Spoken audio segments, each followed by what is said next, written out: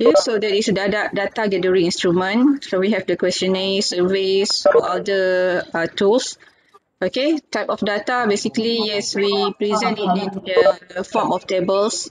Okay, so the approach basically is related to our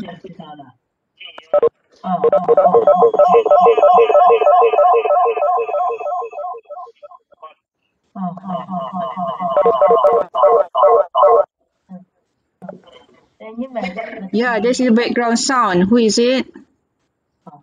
I can't check irregularly here. I have mute all of you, but it's keep coming.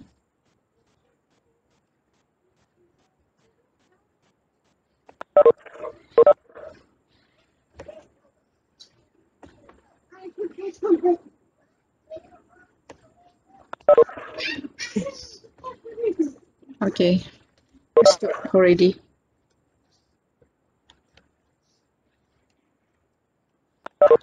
Okay, so when do you do the quantitative research? Joy say, I have recorded the class. Thank you for your reminder.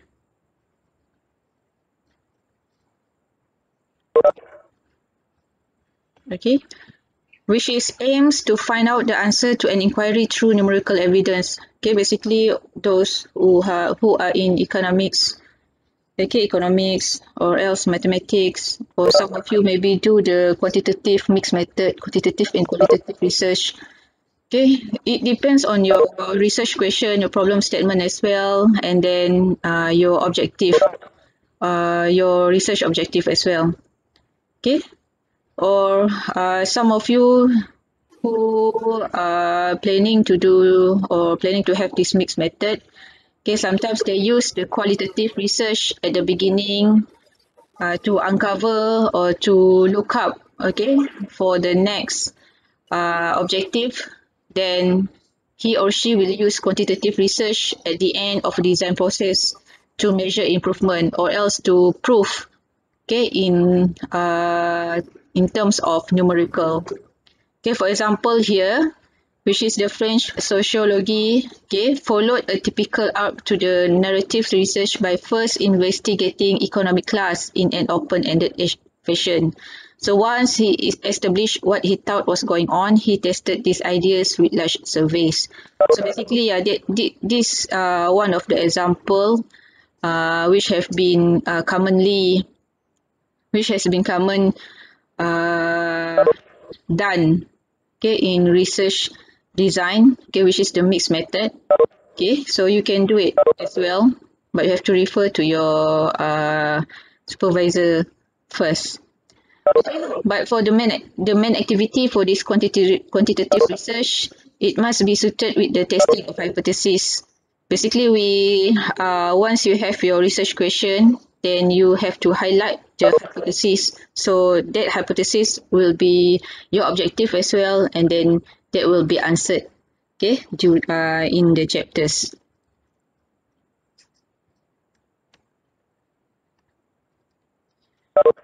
Okay, so what is the quantitative data actually? Quantitative data, information about quantities, again, is numerical. That is information that can be measured and written down with numbers. Okay, some example is like your height, your shoe size, okay, length of your fingernails, anything with the numbers. So the height, the shoe size, this is only the description, but how to measure it by using the numbers, okay, which is recorded as your height, your shoe size, and so on. Okay, so it defines, whereas qualitative data describes. Okay, so the units, we collect the data from someone or something. Either you have created or you have designed the questionnaire, then you have to do a sampling, then you go to site and then search for your respondents, okay, or else you can just asking from the statistic departments if they have that kind of variables, or you can go to the you can Google or you can go to the website, okay. There's a lot of ways to have the secondary, especially the secondary data set. unless you do the primary. So primary you have to collect by your own, but if you use the secondary, there's a lot of ways to get it. Either you can download it free or you have to spend some money to get it.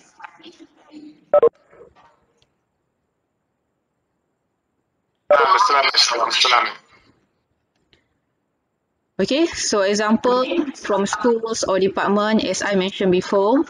Okay, so we collect data on or from are known as units or clusters.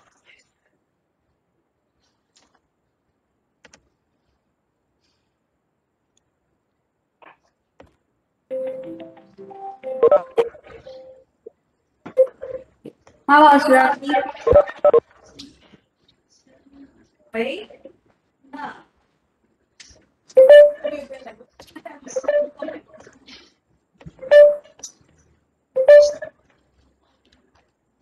There's a lot of background sound today.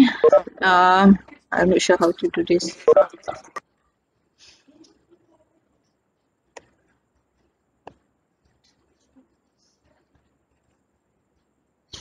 Salniza, nanti lepas kelas once saya dah upload yang recorded, awak boleh refer balik lah. Harap-harap boleh dengar pula suaranya nanti ya.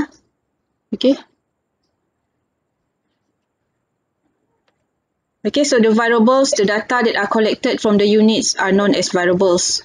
So variables are any characteristic of the unit, okay, such as gender, age, self-esteem, and so on. There's a lot of variables that you can choose or you can create for your PhD or master research. Okay, so the label variable refers to the fact that this data will differ between units. Okay, for example, achievement will differ between pupils and schools. Gender will differ between pupils and so on. Okay, so if there is no differences at all between the units, so it's probably that we are not going to be able to do any interesting research. Okay, for example, here studying whether pupils are human would not yield interesting findings. So make sure the variables, okay, which is refer to the data that have different or that have differ between the units.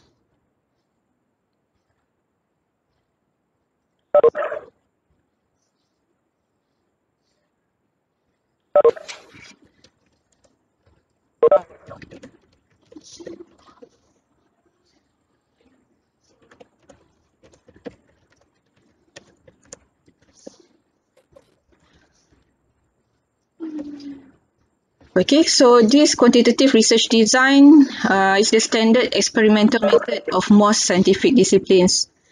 Okay, commonly used by physical scientists. Okay, although us in social science also use this quantitative research design.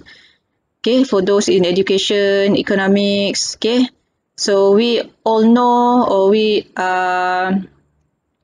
known much to use this type of research. There's a lot of tools and there's a lot of software, okay, and analytical skills that you can learn nowadays. Okay, so this is the opposite of qualitative research.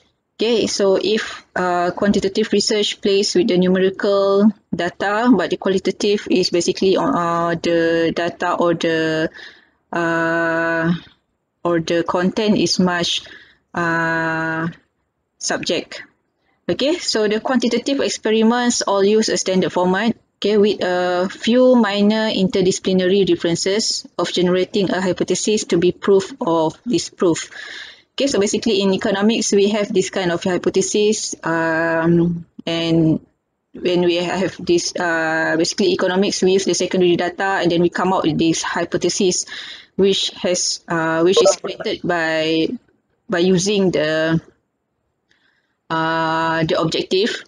Okay, so this hypothesis must be provable, okay, either by the mathematical or statistical means, and is the basis around which the whole experiment is designed.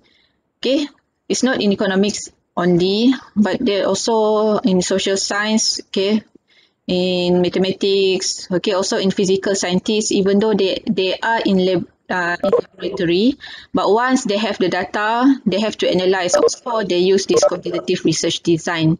Okay, but for this POL 500, we just focus on the social science stream.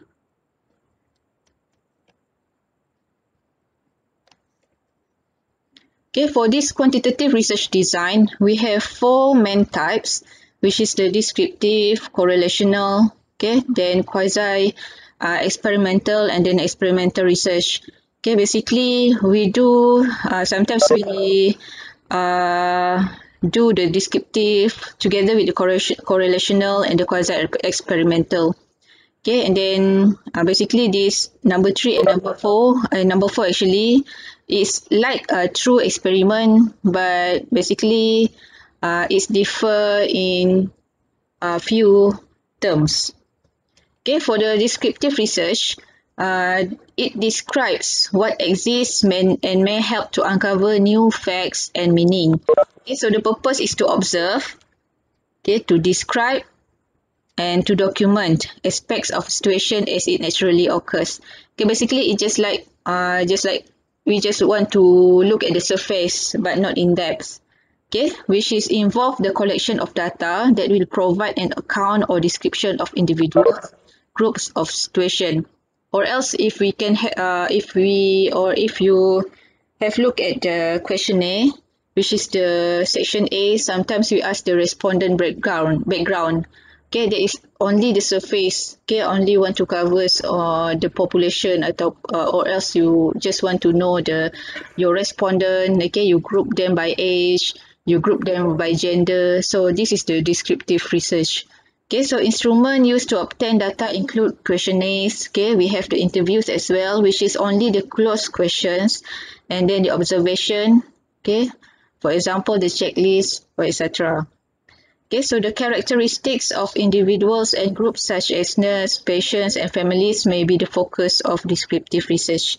Okay, it depends as well who will be your respondents. Okay, who will be the group of people that will be involved in your research. Okay, for example, I give here is the examples of the descriptive research. Okay, we have just like a description of the tobacco use habits of teenagers, or a description of the attitudes of scientists. We just describe, or you just observe it, maybe by yourself or by looking at the reports or previous publications. Okay, a description of the kids of physical activities. Okay, a description of the extent to which elementary teachers use math manipulative. Basically, it's just what we observe, and then then we write a report. Okay, that is the descriptive research. Or else, you just look at the surface or the basic statistics. Okay, just have to group them or just have to come out with the statistics, or we can say that it is the background of the study. Okay, so this is the descriptive research. Correlational research, basically we do this by using the software, okay, which is aims to systematically investigate and explain the nature of relationship between variables in the real world. Okay, so correlational research studies go beyond simply describing what exists and are concerned with systematically investigating relationship between two or more variables of interest, okay, which is according to Porter and Carter. So such studies only describe and attempt to explain the nature of relationship that exists and do not examine causality. Okay, for those in economics especially, or if you have sit or go for basic statistics classes, we will know what does it mean by this correlation or the causality. What is causality and what the correlation? Okay, basically us in economics, we do this kind of the factors, or we examine the relationship, okay, examine the effects, examine the impacts. So we and beyond the descriptive statistics, we do this correlational analysis as well. Okay, so we just want to look either there is relationships meaning here either the variables have positive relationship, meaning if variables A increase, either variable B increase as well, or either it's decrease. or else we can say it is negative relationship. Okay, so that is meant by the correlational research.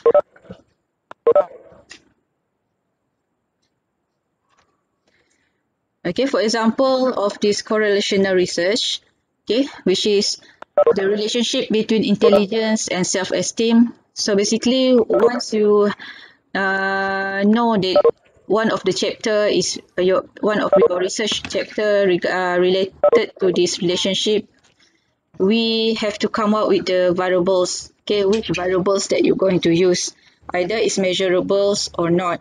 Okay, just like here, the relationship between diet and anxiety. Okay, the relationship between an aptitude test and success in the algebra course. So basically, the relationship we look at the between two or more variables.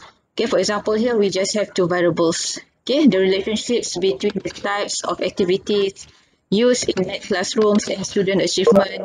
Also, instead of relationships, also we can look at the covariance of smoking and lung diseases. This covariance also we look at the relationship as well. Okay, so next is the causal comparative, or we call it as quasi-experimental research, okay, which is establish the cause-effect relationship among the variables. Okay, so this is very similar to true experiments, but with some key differences. Okay, cause-effect meaning we have this kind of what we call as independent variable, and also which is not manipulated by the experimenter, and effects of the independent variable on the dependent variable are measured. Okay, so this is related to modeling. Okay, if you do the model, you come up with a model, then you analyze using the model by keying the data. Okay, so not the same as true experimental research, because quasi research studies lack one or both of the essential properties of randomization and a control group. Okay, properties of randomization and control group, I will not explain it in details. Okay, if you want to know more about this, about the difference between quasi-experimental and the true experiment, you can Google. There's a lot of information on it. Okay, however, the major drawback with this quasi-research, okay, compared to experimental, it has weakness in that it's not possible to deliver cause and effect results. However, it depends also. Okay, either you just look at the relationships, or else you have this what we call as cause effect relationships. Okay, as this correlational research, okay, we look at the, sometimes we just look at the relationship, but we do not examine the causality. But for this quasi experimental research, we look at both. Okay, for example, here the effect of preschool attendance on social maturity, the effect of taking multivitamins on students' school absenteeism, okay, the effect of gender on algebra achievement. Basically, this is more on the cause effects factors. Okay, so the last part is experimental research, which is often called true experimentation.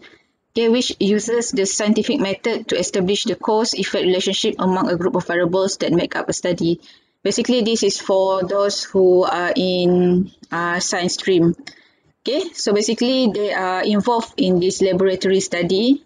Okay, however, this is not always the case, and the laboratory setting has nothing to do with it. Okay, so independent variable is manipulated to determine the effects on the dependent variables. Okay, and this what we call as treatments, okay, rather than identified in naturally occurring groups. Okay, basically these two is quite similar, which is quasi-experimental research and experimental research. However, this experimental research is much more on the laboratory study or those in the science stream. Okay, if you can see the example here, okay, we have the effect of a new treatment plan on breast cancer. Okay, then we have this the effect of positive reinforcement on attitude towards school. Basically, we just not observe, but we record, okay, the data by observations. Okay, then we analyze the data. Okay, so this experimental design is the traditional approach to conducting quantitative research. Okay, you test an idea to determine whether it influences an outcome or dependent variable.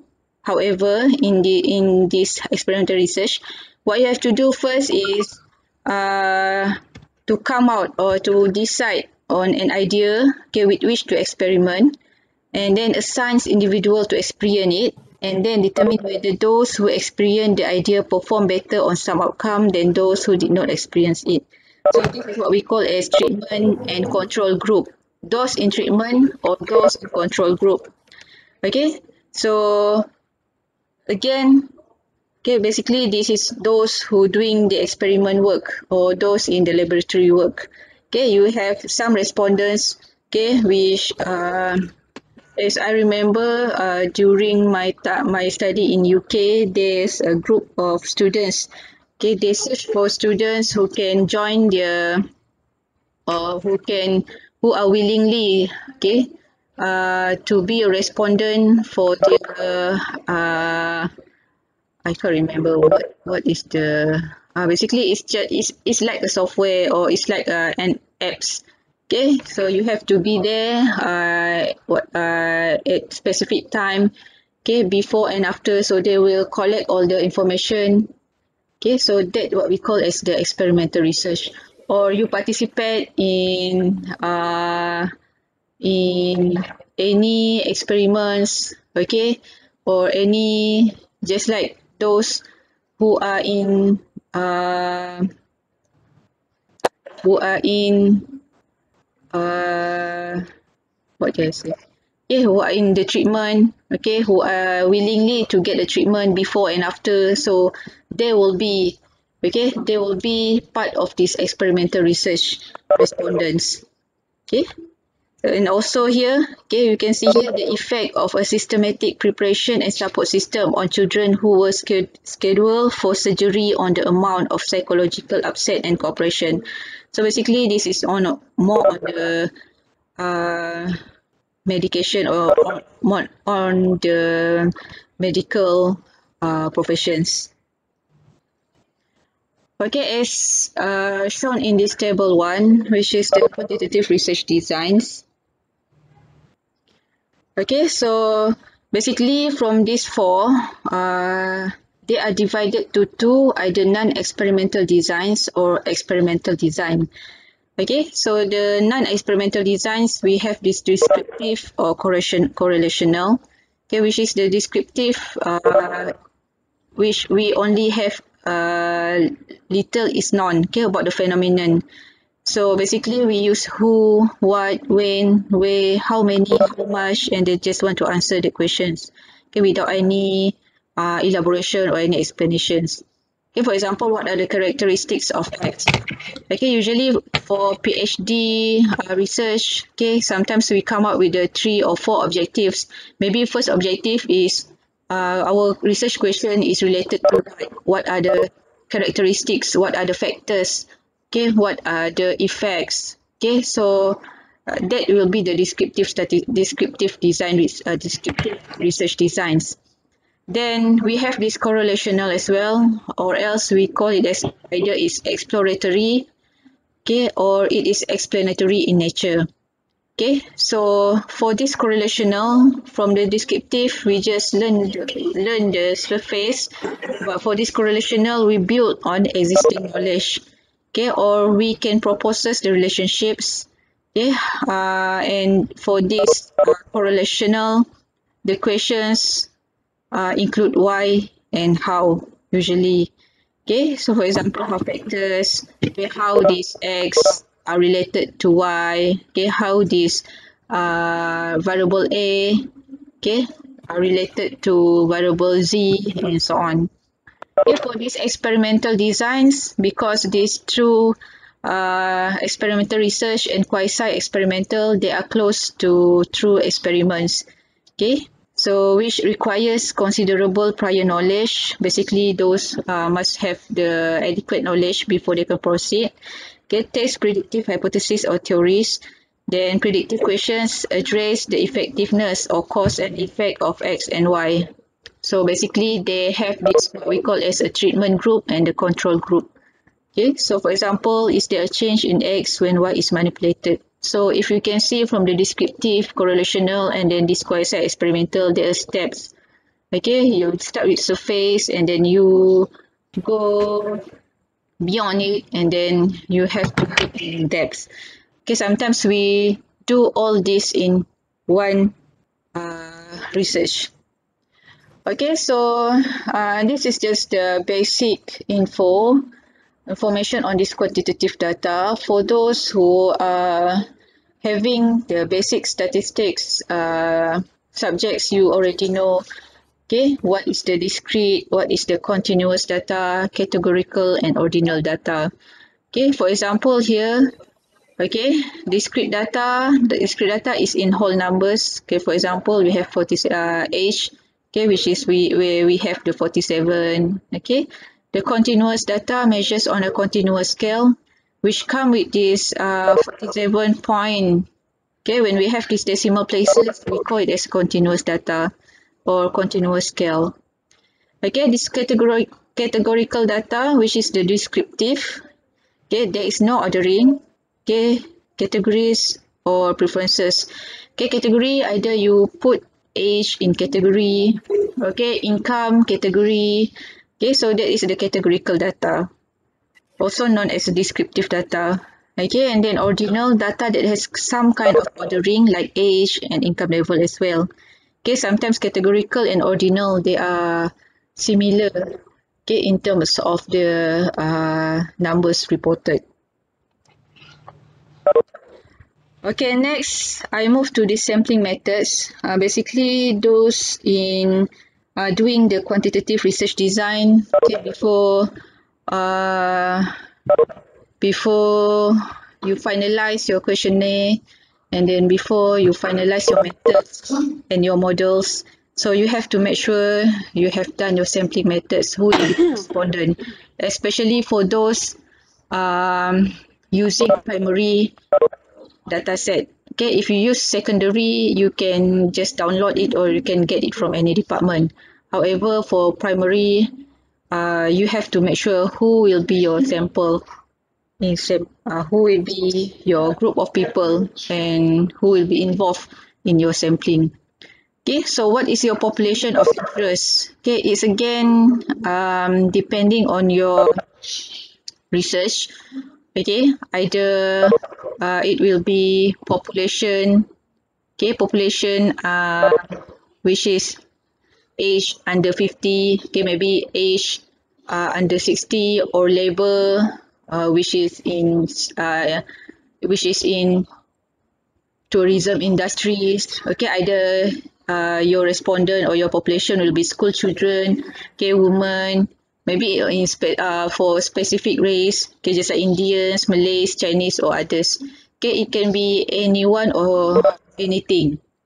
Okay, so again, I'm sure that you already know what is sampling here, what does it mean by population, what does it mean by sample. Okay, so this is just basic. This is the basic statistics that you already know. Okay, so for these basic methods of sampling, there are 4 examples. Okay, for example, the common type of sampling, which is the random sampling. Okay, which is selected by using chance or random numbers. Okay, each individual subject, either human or otherwise, has an equal chance of being selected. Okay, either you're drawing names or by using random numbers. Okay, if you still remember during, I'm not sure if you took the basic statistics subjects, okay, you are introduced with this, what we call as random numbers. They are table of random numbers, so you can pick. First, you have to identify the numbers for each of the individuals, and then you have to just draw the random numbers from the tables, and then that will be your sampling, or that will be your respondents. Okay, so that is random sampling. And then second one is systematic sampling, which you first select a random starting point and then select every cat subject in the population. Okay, so simple to use, so it is used often. Okay, just like first individual, then you have these cats. However, there is a calculation how to do this. Okay, however, I'm not sure. I'm not gonna show you how, so you can search it by yourself then. Okay, Third one is the convenient sampling, which use subjects that are easily accessible. Okay, for example, using family members or students in a classroom or more shoppers. However, this convenient sampling, again, it depending on your subject area. Okay, who will be your respondents? Okay, so there will be um, there will be your respondent in your research. Okay, however, sometimes it's not easily accessible. Okay, so for those who doing the research on which related to government, okay, which is related to the policies. So to get the respondents to answer all the questions, basically it's not easy as it's not easy actually. Okay, you need a lot of documentations and then concerns, okay, from those involved.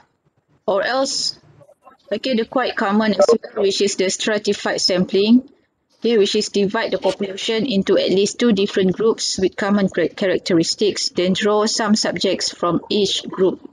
Okay, so this group is called strata or stratum. So this is what we call a stratified sampling. First, you put them in group, which is common in group with the common characteristics. Okay, so you draw some subjects, so they will be your respondents. So results in a more representative sample. Okay. Okay, next I move to designing a questionnaire. Okay, so this questionnaire, um, either you use a questionnaire or else you just can look at the publication, okay, published by the Department of Statistics. Okay, so nowadays this is quite common tools used by researchers.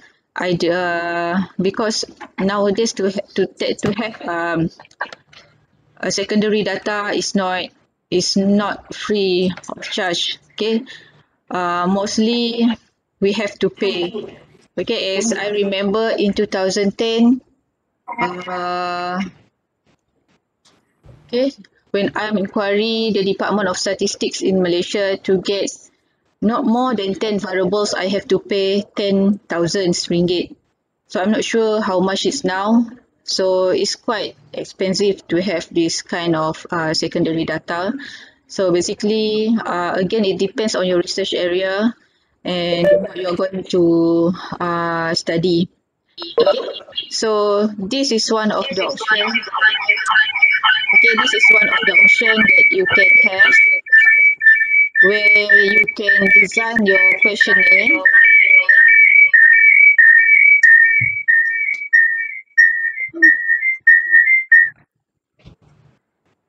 Kalau ada abang chicken, siapa bisa?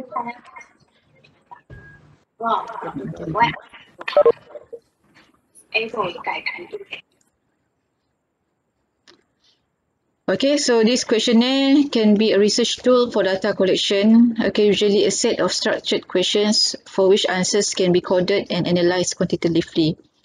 Okay, basically before you distribute the questionnaire to the respondents, okay, make sure that your questions can be analyzed quantitatively and then it already been coded. So you know which variables once you key in the software. Okay, so this questionnaire also can include open questions if you would like to. Okay, open questions just like if you are invited to fill in the questionnaire. Okay, sometimes at the end of the questionnaire, they will ask you to give some comments or some suggestions. Okay, or else, so that will be open questions. However, it's not necessary for you to analyze that open question as well. Sometimes it can be used as for suggestions part or can be put in your conclusion part as well. Okay. So this questionnaire, you can do it online, postal, telephone or face-to-face. But because of this pandemic, okay, COVID-19 nowadays, this face-to-face is not an option anymore. Okay, and telephone as well. Sometimes for the numbers that we even don't know who are the caller, so we did not pick up call. So telephone and face-to-face and then postal as well is not quite, it's not common anymore nowadays. Okay, basically nowadays we use this online. Okay, this online, either you have the survey monkey, okay, then you have the Google Doc as well.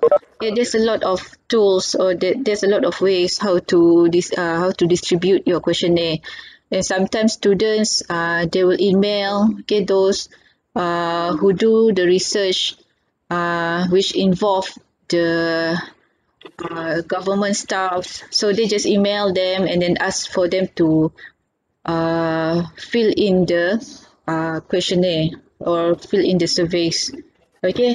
However, do not expect and do not force them to answer it. Okay. Sometimes, yes, it depends on their time as well. Okay. So just what you have to do, just have to remind, but do not force them to answer it, because that will affect their answers during the field in the questionnaire. Okay, so can also be used for qualitative analysis using semi-structured questions. Okay, also this face-to-face or by telephone. Okay, however, this face-to-face and by telephone nowadays is not an option anymore. Okay, face-to-face just like Banchi or the census that run before this also having problem, because nowadays it's hard to have a trust, okay, to invite, okay, outsiders to come into your house and then to fill in the census. So it's hard now, unless you, yes, but the census 2020 is succeed when they do it online. Okay, more than 60% of respondents they fill in online. Okay, to design a questionnaire, first you have to determine survey objectives and plan what to measure. Okay, there's need a lot of steps, okay, before you have the final questionnaire, before you can distribute it to your respondents. Okay, decide on format. Either you do it by personal interview, telephone or self. Okay, personal interview, nowadays we have this focus group discussion. Okay, you can have that kind also. Decide on format, it depends on you. Okay, personal interview, either it is face to face. Basically, this face to face we just do among those in ministry. Okay, those who have higher roles in government, those in policy making. Okay, which we need more explanation. Okay, and formulate questions to obtain the needed information. Okay, decide on the wording of questions. Questions also must be clear and can be understand. Because if it's hard, it's hard also for the respondents to answer the questions. Okay, then you have to decide on the question sequence and layout of the questionnaire. Okay, using a sample, test the questionnaire for omissions and ambiguity. Okay, so usually we do this test before you can uh, give, or you can let your respondents to answer your questionnaire.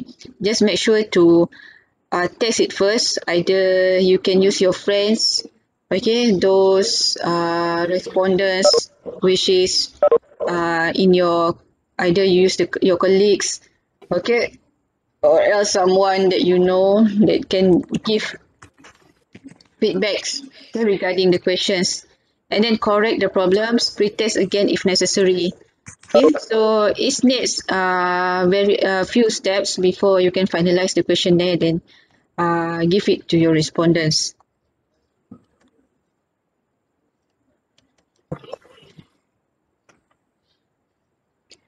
Okay, so the major decisions in question design, first is the content, what should be asked. Okay, the wording, how should each questions be phrased, and then the sequence, in what order should the questions be presented. So if you look at the questionnaire, they are divided by section. Okay, section A is the personal background, section B is the socio-economics of the respondents, section C, then they start with the questions.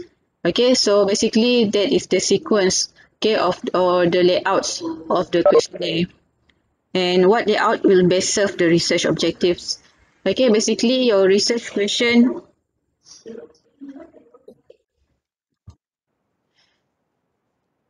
Okay, I'm sorry, I lost it. Okay, basically research questions or your objective must be answered. Okay, must be related as well to your this questionnaire. Okay, the guideline, make sure that your questionnaire include demographic as well, the socio-economic and geographic information. Okay, just like race, gender, age, income, education, marital status, family size, geographical information, which is needed. Okay, basically this is for the descriptive statistics, especially those who doing who doing the either the cross-sectional, okay, this kind of data is needed, okay, to have a clear picture who are your respondents are. Okay, so there is two example of these questions. Either you can have the closed or open-ended questions. Okay, the closed-ended questions like a Likert scale, which you can have this scale. Either you can have this A, B, C, D, or 1, 2, 3, 4, 5. Okay, just like, or else you can have this in income category. Okay, category income, which they have just to tick maybe from 0 to 5,000. Okay, they have just to tick from which income category suits them. Okay, years of education you already provide, then they just have to tick, okay, which box is suited them. Okay, also the age category as well. So this is the close-ended question, which respondent doesn't need to think more than 1 second. Just tick which is suits them. Okay, so this type of questions, which is the close-ended, is easy to enter data and easy to compare answers. Because if you have this Likert scale, if strongly agree is 1, agree is 2, disagree is 3, strongly disagree is 4. Okay, from this kind of scale, you can have a numbers or statistics. Okay, how many of respondents saying 1, which is strongly agree. Okay, how many respondents saying C, which is disagree. So you can come up with that. So that's how we compare the answers. Okay, so that's why this close-ended or this Likert scale, okay, is quite common tools nowadays in creating or designing a questionnaire. Okay, for example here, okay,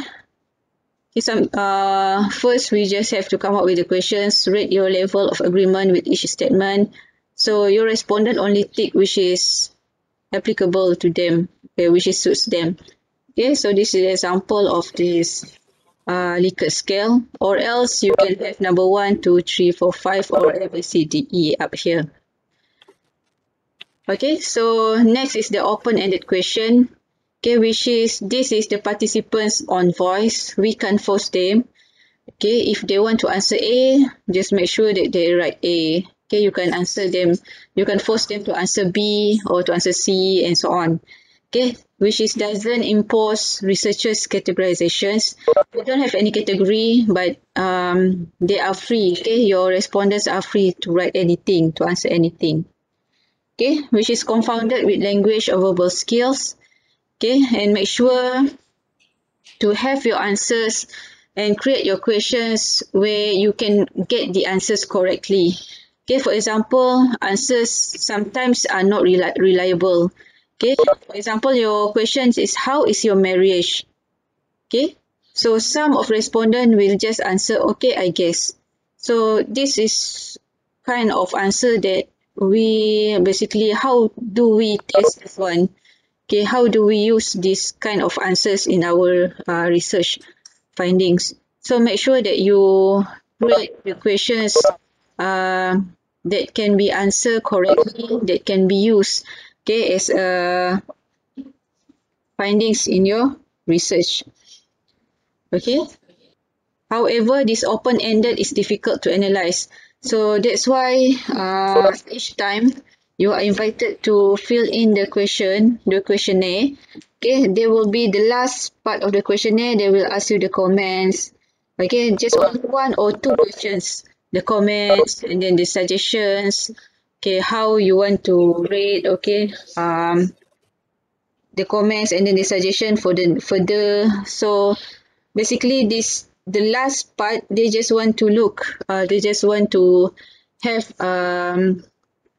a feedback, okay, but it is not being analysed in the chapters. However, because this is difficult to analyse, some of respondents will answer, and basically 90% of respondents will not answer that kind of questions, the open-ended questions. So that's why researchers they are more interested in designing closed-ended questions rather than open-ended questions.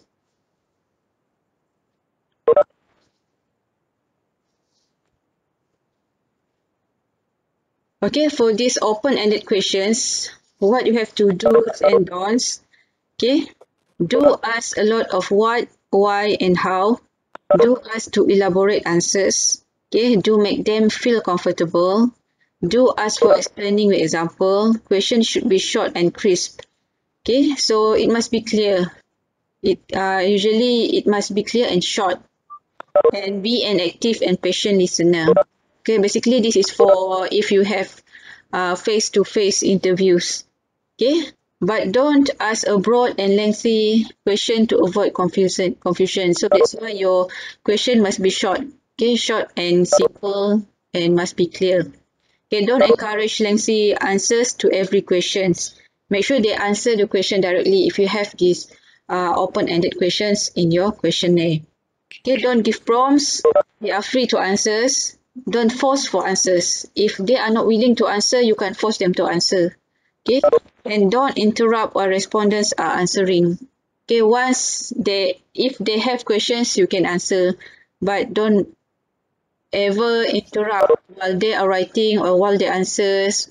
Don't interrupt you can interrupt but in respect manners. Okay.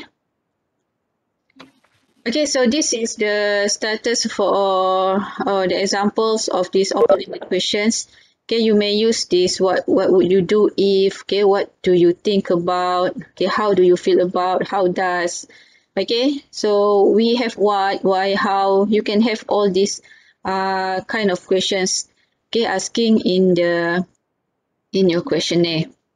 Okay, so there's a lot of more. There's more of this example of open-ended questions.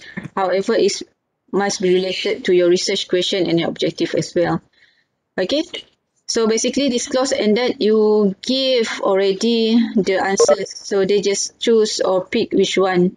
Okay, so open-ended from usually from this close-ended, sometimes researcher they create another questions which is the open-ended, just want to have a few answers. Okay, maybe can use for elaborate more on the answers, okay, chosen by the respondents.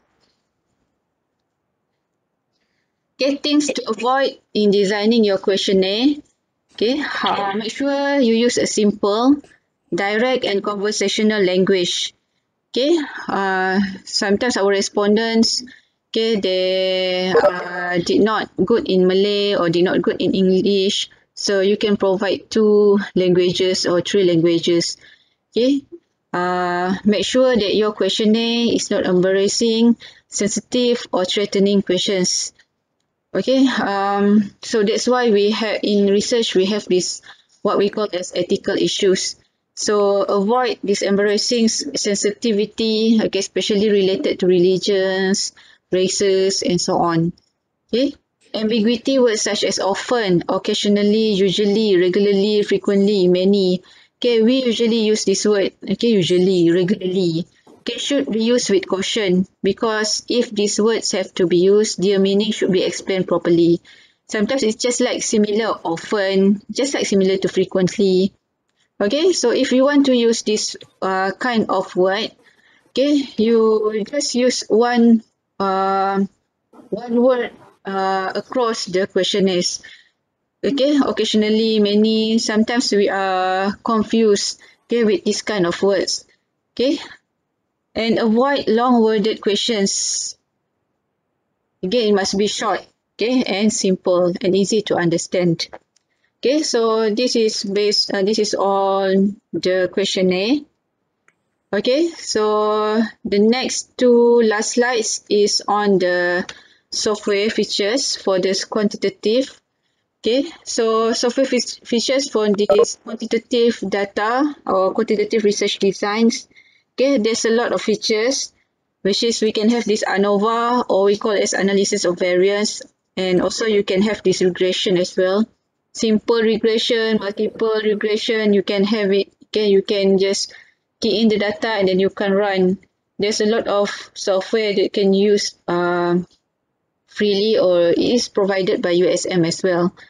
Okay, you can have this categorical data analysis. Okay, I'm not sure which one is related to your study. Okay, multivariate analysis. Okay, we also have the survival, psychometric, cluster, non-parametric. Okay, then we have the survey data analysis.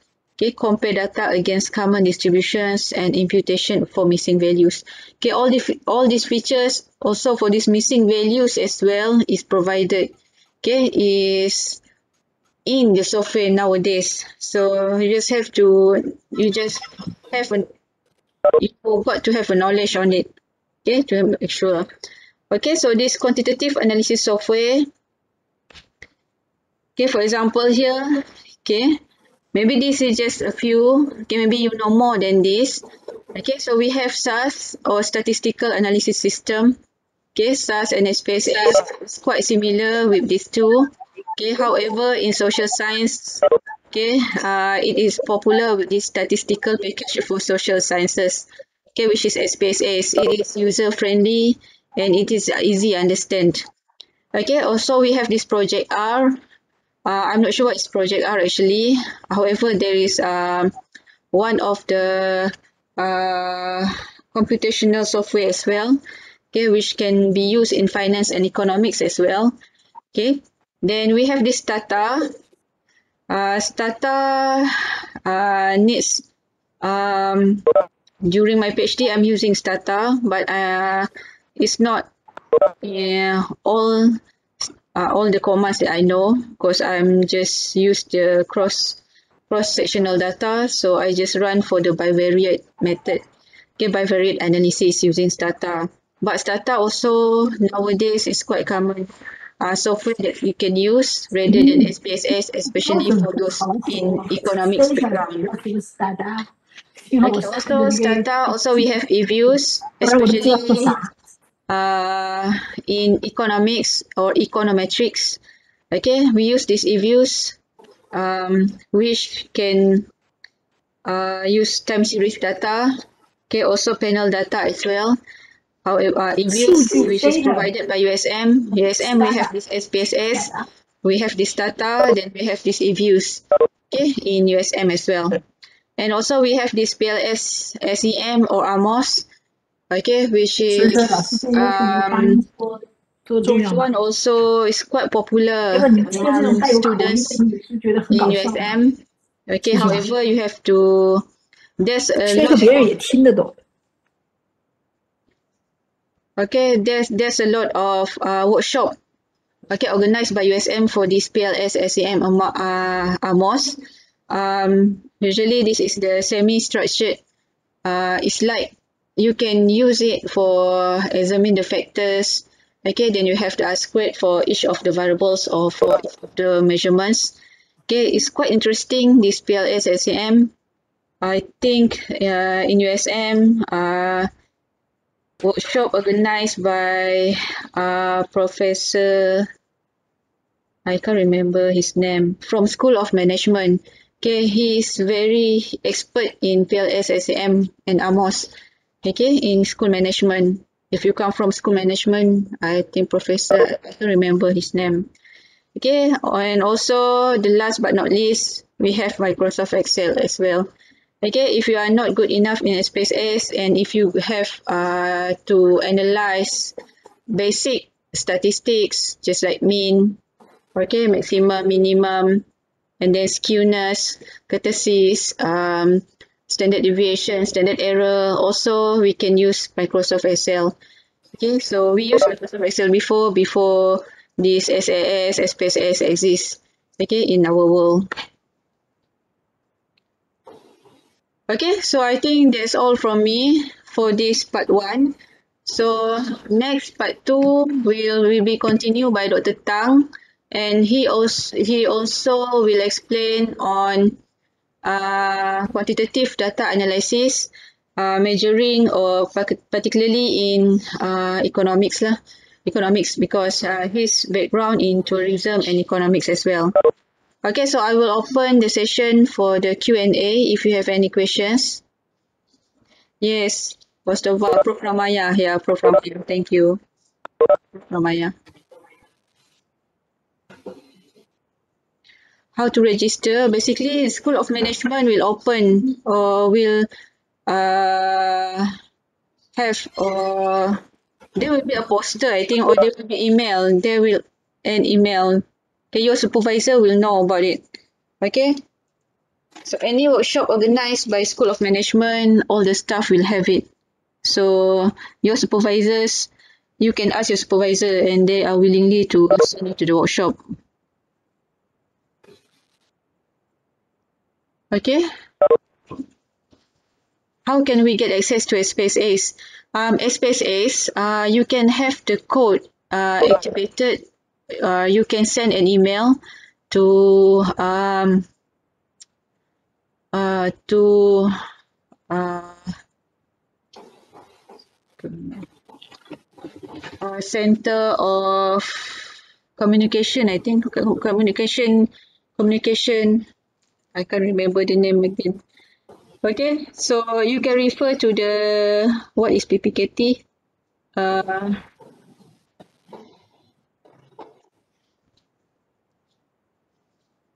Hold on. Hmm.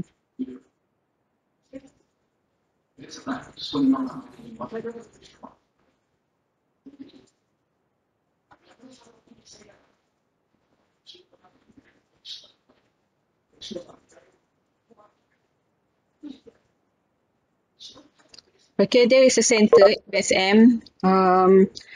Basically, uh, for SPSAs, they will give us the uh, code to activate our SPSAs, but I'm not sure if you can download it outside USM because as I can remember, they use the USM uh,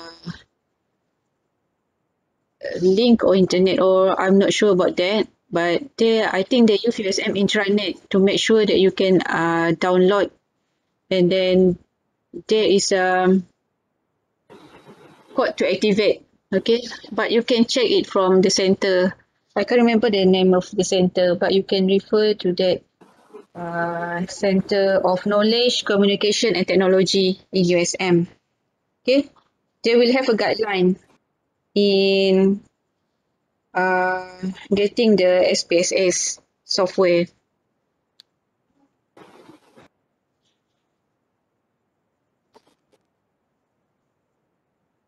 Yes, I'm a Center for Knowledge, Communication and Technology. Can you teach us how to use SPSS or do we need to study by ourselves? Basically, yes, you have to study by yourself. Okay, SPSS is not hard compared to Stata and eViews. SPSS, everyone can do it. Everyone can analyze using SPSS. It's quite simple. Okay, there's a lot. You can search or you can Google SPSS guideline. I'm not sure now is edition. I can't remember. There's a lot of there's a lot of editions of SPSS guideline. Okay, you can refer to it, and it will give you the way how to do analysis using SPSS. Okay, your assignment. Hold on. As far as I know, okay, I will go back to this. Okay, Sorry, can I ask questions? yeah, I want to know for today's class, we have any after workshops for today's class. there is, sorry? I want to know, and when we finish today's class, we have any other things we need to do for today's class? No, there's nothing to do with the class. I just give lectures without any activities. Okay, so and another question is that we can download the PowerPoint, right? Yeah, but I'm not upload the PowerPoint as yet. I will upload it later on.